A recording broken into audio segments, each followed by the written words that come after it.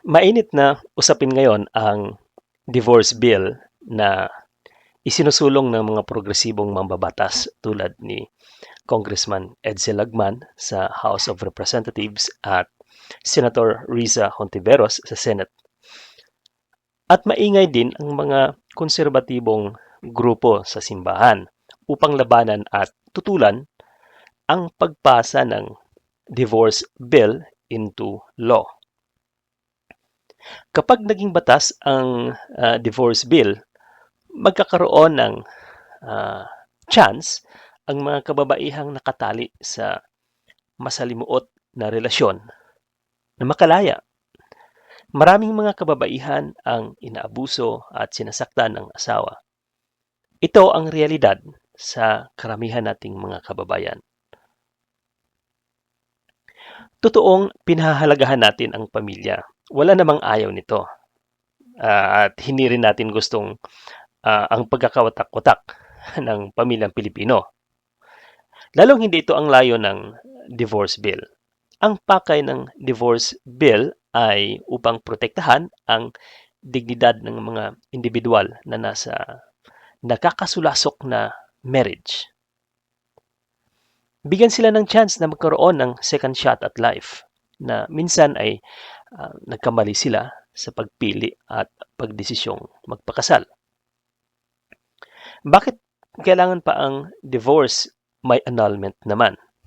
Alam nyo rin ba kung gaano kahirap at kagastos ang annulment? Ang ginagawa sa divorce law ay upang bigyan ng mas madaling legal na proseso ang paghihiwalay ng mag-asawa. Sa annulment, parang tinuturing nito na walang kasal na nangyari. At ang popular na ground for annulment ay psychological incapacity, which is very ambiguous. Mahirap patunayan at degrading sa taong inakusahan ng psychological incapacity or insanity. I know it firsthand. With the divorce bill, layo nitong bigyan ng legal na proteksyon ang party na naargabyado. At kung hindi talaga dapat para sa isa't isa ang dalawang taong kasal sa isa't isa, abay huwag nang hayaang ipagpatuloy pa ang paghihirap. Dahilan lang ba sa isang pirasong papel na kung tawagin ay marriage contract?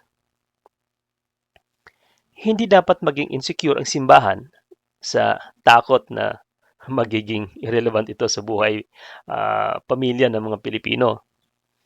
We still hold on to the sanctity of marriage. That it should be kept that way.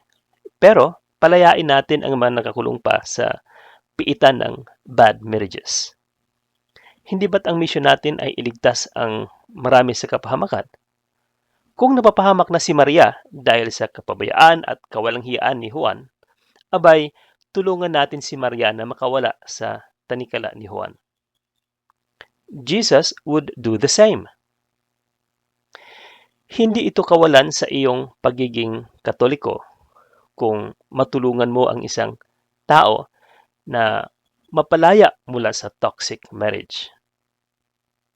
At kung ayaw mo naman tumulong, huwag mong kontrahin ang bill na magiging batas na magbibigay ng legal protection sa mga inaabuso. In short, kung ayaw mong tumulong, huwag kang maging hadlang sa mga nangailangan na makakuha ng tulong mula sa batas. Maging considerate ka naman. Pero kung halimbawa, masaya ka naman sa iyong marriage, then keep it. Pero kung ang kapatid mo ay hindi masaya at nagdurusa sa kanyang marriage, bigyan mo siya ng chance na ma-divorce. Hindi ito kawalan sa simbahan. Bagkus, nakakatulong pa ito sa mga nangangailangan. Kaya magiging masaya rin ang Diyos sa iyo, lalo na kung maipasa na itong divorce bill into law.